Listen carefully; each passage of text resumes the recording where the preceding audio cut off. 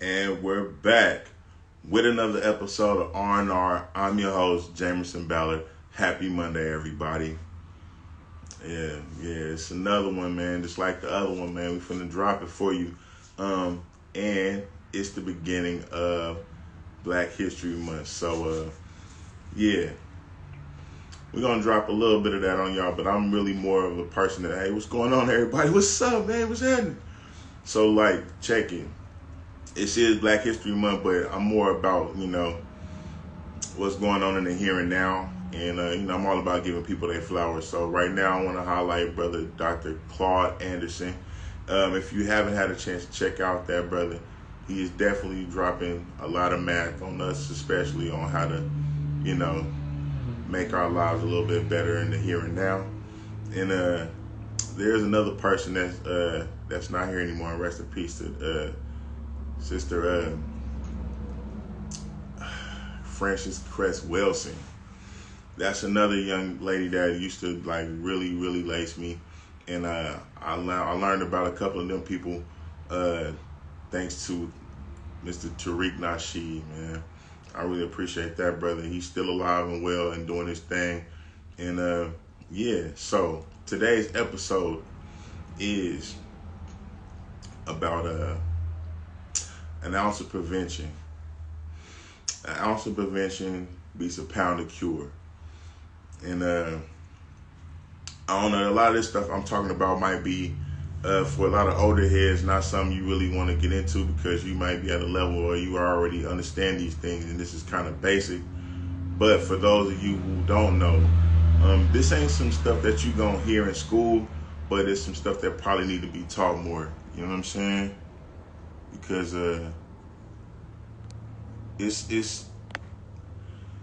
it's not uncommon, but like I said, a lot of people don't really talk about these things on a regular basis, or even in the household. You understand what I'm saying?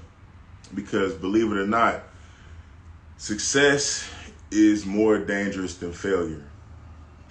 And I'm coming to realize that a lot more with each passing day, because when you fail, there's nobody checking for you like that. And, it happens. But you only have to succeed once. You know what I'm saying? But a lot of people don't really tell you that because, like I said, this is not something that is really talked about in a lot of homes. I don't want to get into specifics, but if it's talked about in your home, great. This episode might not be for you. But a lot of people don't really necessarily get a chance to, or at least in my experience, don't get a chance to talk about how success is something that is pondered upon and prepared for. Because if it's thrust upon you, you might not know what to do with it. But let's define success right quick for a second, and I'll take a look at my notes. But it says here that success is the progressive realization of a worthy ideal. Anyone that is deliberately doing what they set in their mind to do, and they are doing it deliberately. So I don't know if that's your idea of success, but according to that definition, the question comes, what's on your mind? What are you thinking about? What are you focused on? You know what I'm saying? And what are you doing in your daily life to get closer to that goal? Because a lot of people, I guess you just think it just happens one day. But it doesn't. It doesn't. And it will behoove a lot of you on your road there to take a couple of things in consideration. For one, me personally, I got my own thing going, but I took the liberty of reading a book called The Law of Human Nature by Robert Greene, one of my favorite authors. But it's helped me immensely because it helps you kind of see the different genres of human nature and the things that kind of come with certain people who you might not understood these things in the beginning. You just kind of out there screwing around. You know what I mean? And I'm talking about, I guess you could say business, but even a successful relationship is also a business relationship, if you will. Like a marriage is a business. I mean, you'll be in with this person for life is what the contract says when you sign it. And you don't just marry the person.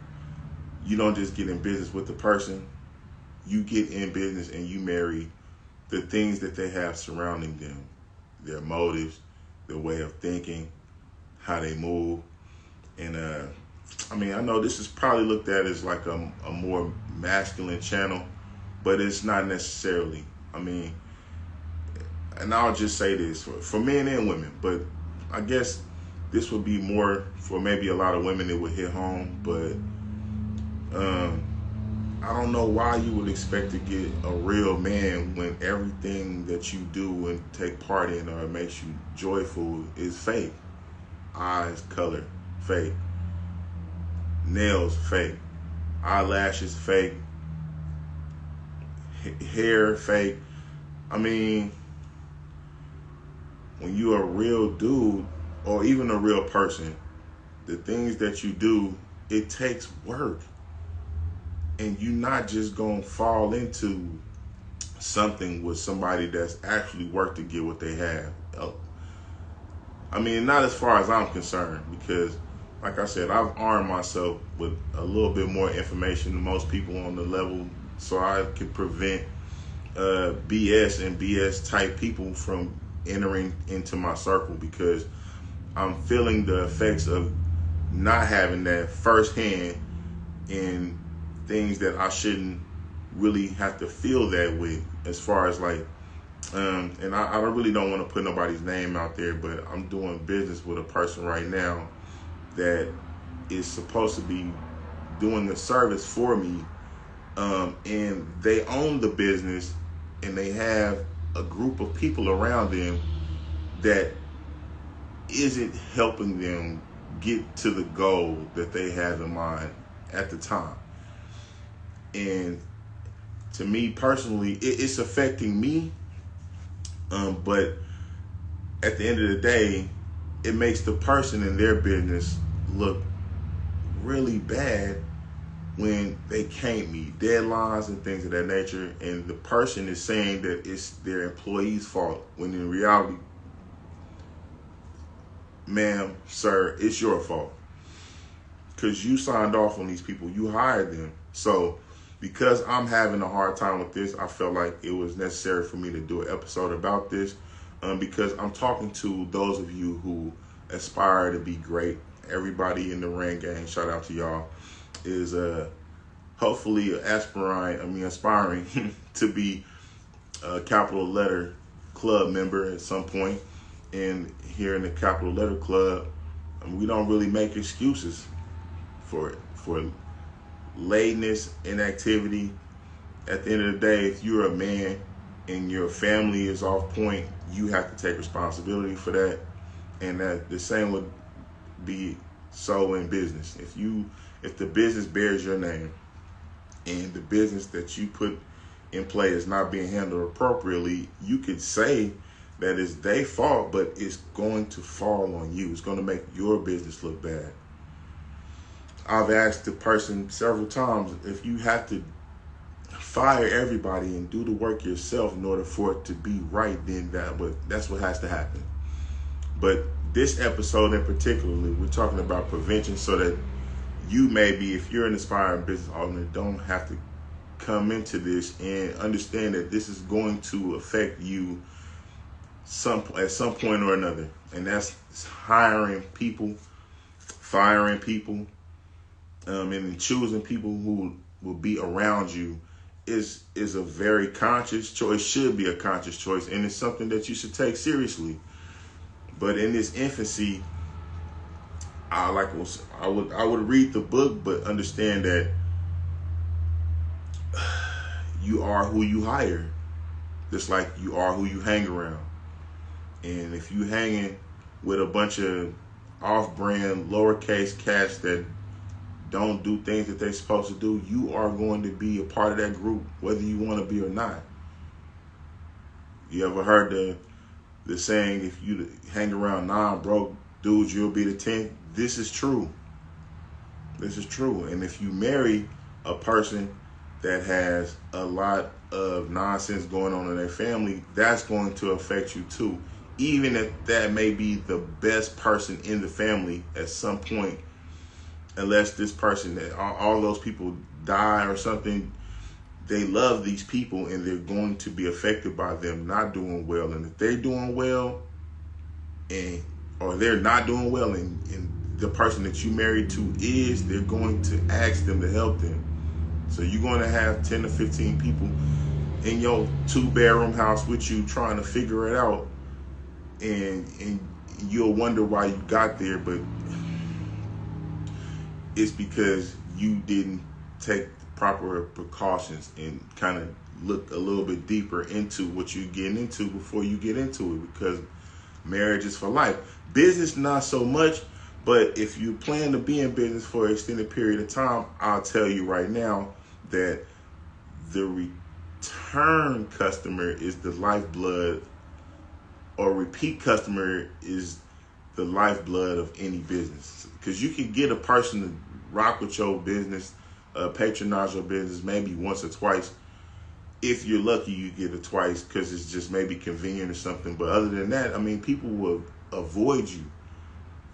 You know, this is why the term "the customer is always right" came into play, so people would continue to shop with you, because you can hope to just get one sale out of every person and think that that's going to be, but if the word on the street is your products is trash or your service is trash, the business is not going to last. So, like I said, man, I'm not necessarily an expert, but I haven't had a lot of problems with certain things because I understand things like that. You understand what I'm saying? So I would just hope that, you know, you understand that you are who you ally with, who you do business with, who you associate with. So, and your reputation is very important. So you should guard that with your life, man. I mean, whether you are in the streets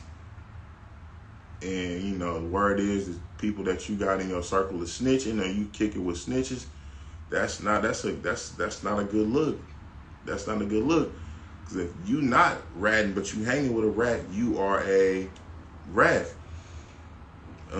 And the same would go for, you know, people. If you're in the legitimate side of life and you're in business and you're in business with a scoundrel and you hang with scoundrels and they do lowercase business and shady business practices, you know, things like slumlords, etc.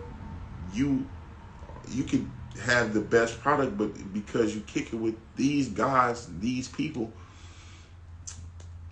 you are lumped in with them as well. So be careful who you align with and who you hire, because like I said, this can affect you negatively, and it just is. You're not supposed to be making excuses like that in business. You understand what I'm saying? Like, come on, man. If your employees are out of pocket and disrespectful or dirty, or, you know, just that makes the whole business look bad. Even if it's just one person. You understand what I'm saying? Because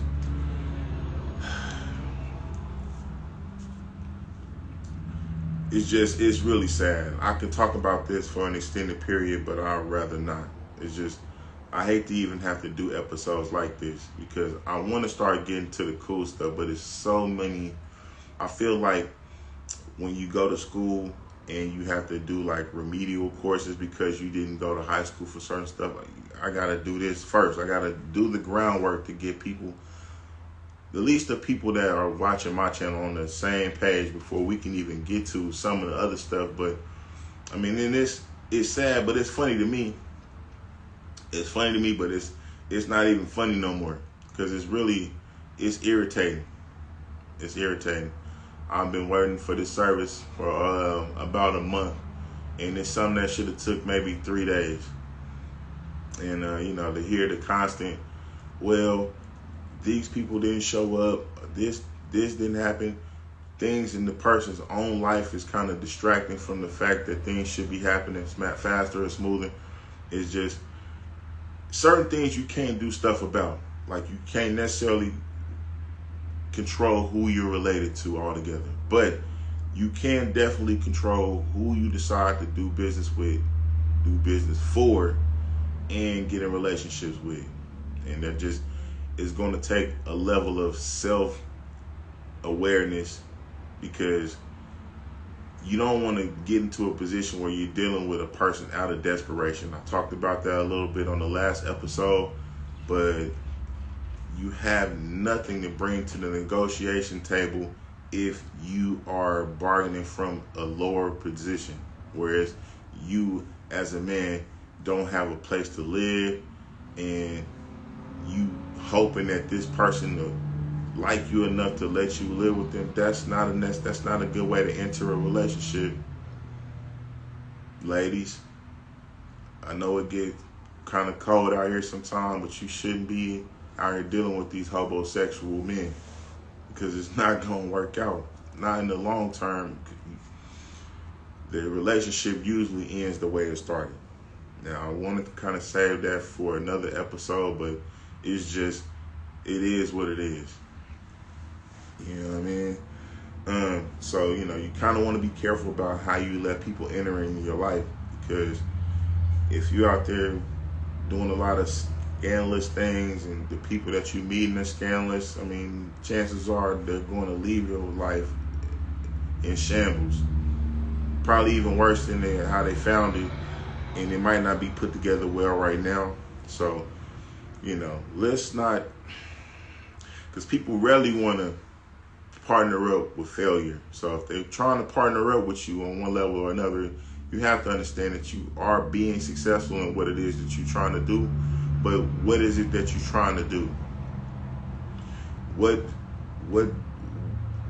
What's your motivation?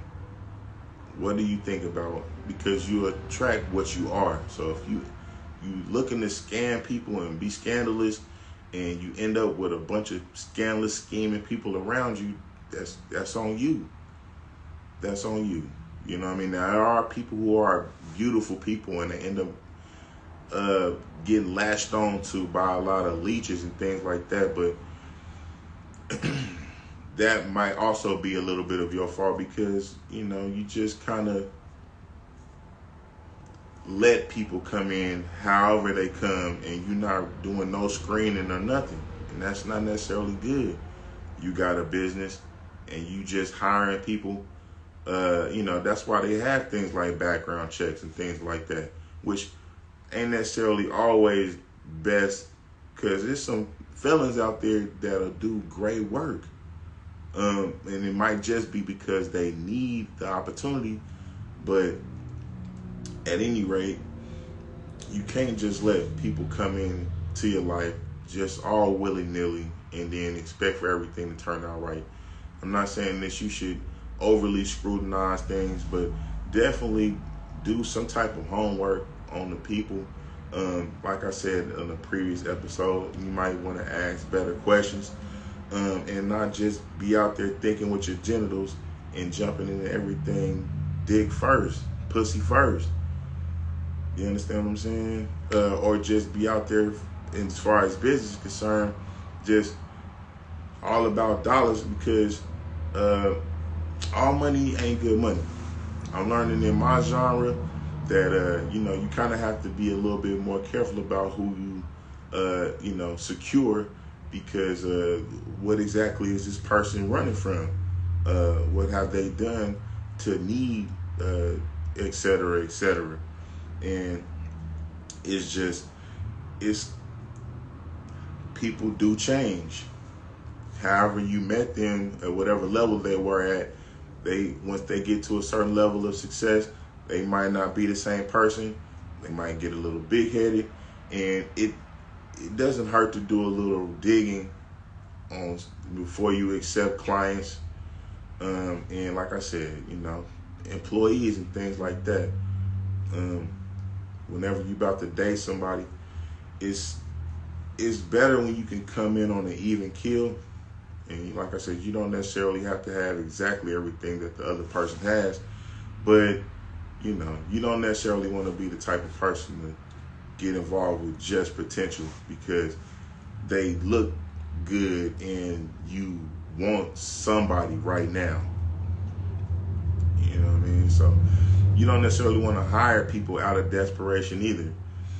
Because one is so close to none, you might want to keep, a certain level of aspiring young candidates to, fulfill the workload that you have. If you desire to be a person that want to do all the work by yourself, you know what I mean? But for me personally, it was hard for me to start anything because I didn't trust people to do things where I wasn't present. And I found a system that works for me, and I'm sure if you're dedicated to whatever it is you're trying to do, you'll find a system that works for you as well. Like I said, man, a lot of this is maybe a little remedial for some, but to me personally, like I said, man, I think that understanding that an ounce of prevention would beat a pound of cure is something that a lot of people would benefit from. I kind of specialize in dealing with hard heads, and that's not, a shot to nobody, but lightweight nigga whisperer, because you're ignorant. It's not necessarily a color on that. It's just the fact that it's something that you need to understand and learn, and I'm willing to show you. And if that's something you need, take advantage. Because right now it's free. In a minute, but anyways, ain't nothing that been free for me. I don't mind sharing with people, and hopefully I can give something to somebody that needs it. If you're catching this episode and you feel like you learned something, man, I appreciate you. If you were willing to shoot me something on the Cash App situation. But if nothing else, man, if you're on YouTube right now, it'll be nice to get a like from you, maybe even a share, but if this is something that you don't want nobody else to know that you take part in, do whatever you got to do to keep going. Keep it a secret if that's what you need to do, and don't tell nobody, but you take full advantage of this and step your game up, because, man, we need more people out here that's doing what needs to be done and not just what they can get away with. So, that's been today's episode for me. My name is Jamerson Ballard. Shout out to the Rand Gang, the Capital Letter Club. Like I said, the Cash App is $SuperStee, SuperStee. Please go ahead and check out the new shoe I just dropped, the kicks. I'll leave a link in the description for that, man. We're still trying to get about maybe 5 more pre-sales before we get this shoe in production. And just, if there's anything that you guys want to talk about, please leave me a comment in the, and just, or hit me up on Instagram and, tell me some things that you might want to talk about, and we'll get those things into some of these future episodes. But y'all have a great week, man. Come back and see me sometime, and ride light.